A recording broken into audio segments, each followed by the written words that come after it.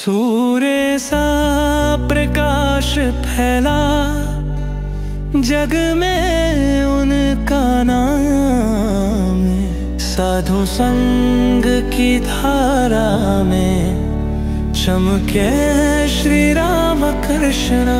श्री राम कृष्ण वचनामृत episode number 40 क्रमशः परिच्छेद number 19 Vijay Krishna Goswami आदि के प्रति उपदेश।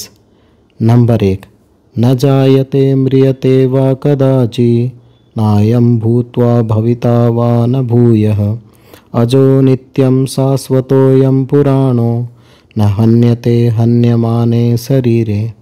श्रीमद् भगवद गीता अध्याय 2 श्लोक नंबर 20। मुक्त पुरुष का शरीर त्याग क्या आत्महत्या है? दक्षिणेश्वर काली मंदिर में श्रीयुत विजय कृष्ण गोस्वामी भगवान श्री राम कृष्ण के दर्शन करने आए हैं। उनके साथ 3-4 ब्रह्म भक्त भी हैं। बृहस्पतिवार 14 दिसंबर 1882 ईस्वी श्री रामकृष्ण देव के परम भक्त बलराम बाबू के साथ ये लोग कलकत्ते से नाव पर चढ़कर आए हैं। श्री रामकृष्ण दोपहर को जरा विश्राम कर रहे हैं। उनके पास रविवार को भीड़ ज़्यादा होती है, इसलिए जो भक्त उनसे एकांत में बातचीत करना चाहते हैं वे प्राय दूसरे ही समय में आते हैं। श्री रामकृष्ण अपने तख्त पर बैठे हुए हैं। विजय, बलराम, मास्टर और दूसरे भक्त उनकी ओर मुँह करके पश्चिमास्य बैठे हैं।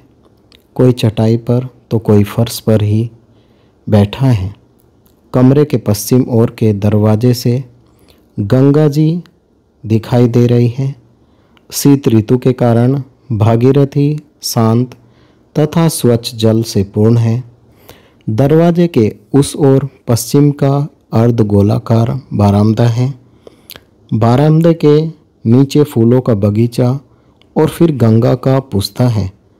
पुस्ते के पश्चिम अंग से सटकर पुण्य सलीला कलुषहारिणी गंगा मानो ईश्वर मंदिर के पादमूल को आनंद के साथ धोते हुए बहती जा रही है। ठंड काल है, इसलिए सभी गर्म कपड़े पहने हुए हैं। विजय को सूल की बहुत पीड़ा होती है, इसलिए वे अपने साथ दवा की शीशी ले आए हैं। दवा लेने का समय होने पर दवा लेंगे। इस समय विजय साधारण ब्रह्म समाज में आचार्य की नौकरी करते हैं। उन्हें समाज की वेदी पर बैठकर उपदेश देना पड़ता है, परंतु आजकल समाज के साथ अनेक विषयों पर उनका मतभेद हो रहा है। क्या किया जाए? नौकरी करते हैं, इसलिए अपनी इच्छा के अनुसार न तो कुछ कह सकते हैं और न कर ही सकते हैं। विजय का जन्म एक अत्यंत पवित्र और उच्च कुल में हुआ है। भगवान श्री चैतन्य देव के एक प्रधान पार्षद अद्वैत गोस्वामी विजय के पूर्व पुरुष हैं। अद्वैत गोस्वामी ज्ञानी थे, निराकार परब्रह्म के चिंतन में लीन रहते थे, पर साथ ही उन्होंने भक्ति की भी पराकाष्ठा दिखाई है। वे हरि प्रेम में मत वाले होकर नृत्य करते थे। इतने आत्मविस्मृत हो जाते थे कि नाचते नाचते अंग से वस्त्र तक खिसक जाते थे। विजय भी ब्रह्म समाज में आए हैं, निराकार परब्रह्म का चिंतन करते हैं, परंतु अपने पूर्वज अद्वैत गोस्वामी के पवित्र रक्त की धारा उनकी देह में प्रवाहित हो रही है। हृदय में भगवत प्रेम का अंकुर प्रकाशोन्मुख है, केवल समय की प्रतीक्षा कर रहा है। इसलिए वे भगवान श्री राम कृष्ण की अपूर्व भगवत प्रेमोन्मत्त अवस्था को देखकर मुग्ध हुए हैं। मंत्रमुग्ध सर्प जिस प्रकार सपेरे के सामने फन निकाले बैठे रहता है, उसी प्रकार विजय भी श्री रामकृष्ण के श्रीमुख से निकलने वाले भगवत प्रसंग को सुनते हुए मुग्ध होकर उनके पास बैठे रहते हैं। फिर जब भगवत प्रेम में बालकों की भांति नृत्य करने लगते हैं तब विजय भी उनके साथ नाचने लग जाते हैं। विष्णु एड़ेदह में रहता था। उसने गले में छुरा लगाकर आत्महत्या कर ली। आज उसी की चर्चा हो रही है। श्री राम कृष्ण, देखो उस लड़के ने आत्महत्या कर ली। जब से यह सुना मन दुखी हो रहा है। यहाँ आता था, स्कूल में पढ़ता था, पर कहता था संसार अच्छा नहीं लगता। पश्चिम चला गया था। किसी आत्मा के यहाँ कुछ दिन ठहरा था। वहाँ निर्जन वन में, मैदान में, पहाड़ पर बैठा हुआ सदा ध्यान करता था। उसने मुझसे कहा था, न जाने ईश्वर के कितने रूपों के दर्शन करता हूँ। जान पड़ता है यह अंतिम जन्म था। पूर्व जन्म में बहुत कुछ काम उसने कर डाला था। कुछ बाकी रह गया था, वह भी जान पड़ता है इस जन्म में पूरा हो गया।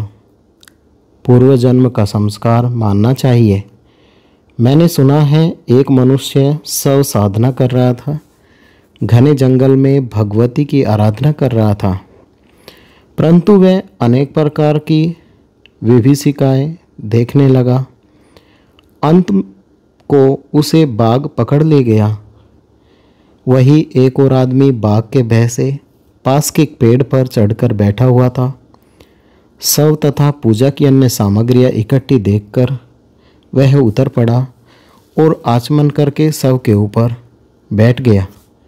कुछ जब करते ही माँ प्रकट होकर बोली, मैं तुझ पर प्रसन्न हूँ, तू वर मांग।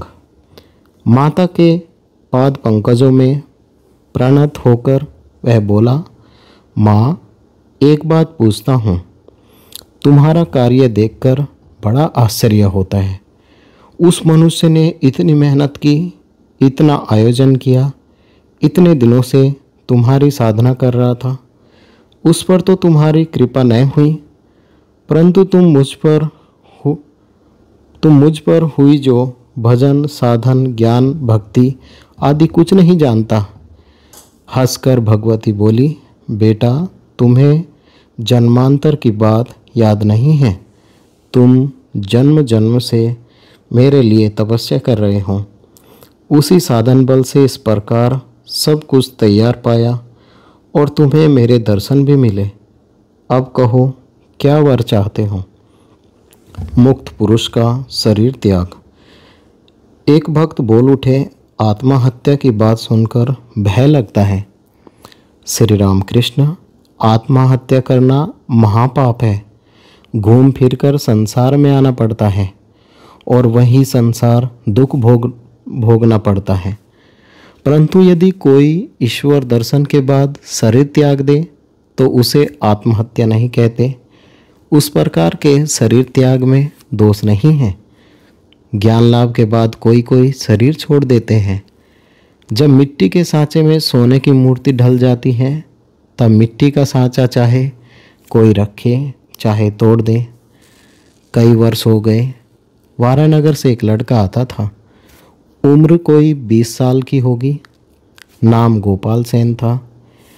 जब यहाँ आता था तब उसको इतना भाव हो जाता था कि हृदय को उसे पकड़ रखना पड़ता था कि कहीं गिरकर उसके हाथ पैर ना टूट जाए। उस लड़के ने एक दिन एकाएक मेरे पैरों पर हाथ रखकर कहा, मैं और न आ सकूँगा। अब मैं चला। कुछ दिन बाद सुना कि उसने देह छोड़ दी। नंबर 2, अनित्यम सुखम लोकम इमं प्राप्य भजस्व माम। श्रीमद् भगवत गीता अध्याय 9 श्लोक नंबर 33। जीव के 4 दर्जे।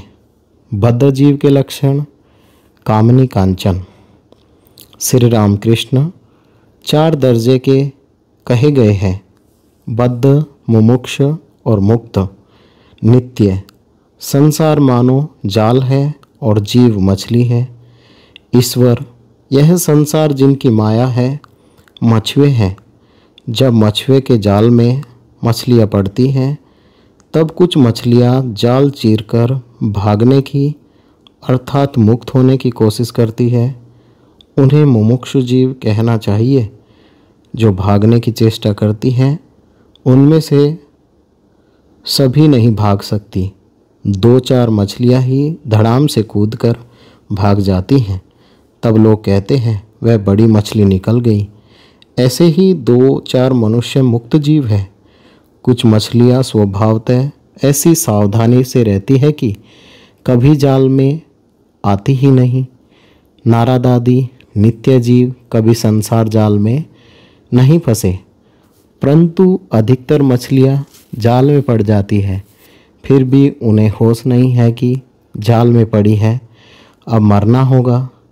जाल में पड़ने ही जाल सहित इधर से उधर भागती है और सीधे कीच में घुसकर देह छिपाना चाहती है। भागने की कोई चेष्टा नहीं, बल्कि कीच में और गड़ जाती है। ये ही बद्धजीव है। बद्धजीव संसार में अर्थात कामनी कांचन में फंसे हैं, कलंक सागर में मग्न हैं, पर सोचते हैं कि बड़े आनंद में हैं। जो मुमुक्ष या मुक्त है, संसार उन्हें कूप जान पड़ता है, अच्छा नहीं लगता। इसलिए कोई कोई ज्ञान लाभ, ईश्वर लाभ हो जाने पर शरीर छोड़ देते हैं, परंतु इस तरह का शरीर त्याग बड़ी दूर की बात है। आज का पाठ यहीं तक। ओम निरंजनम नित्यमनंतरूपम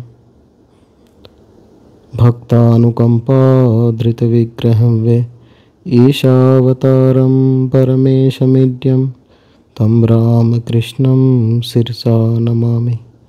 जय श्री राम कृष्ण।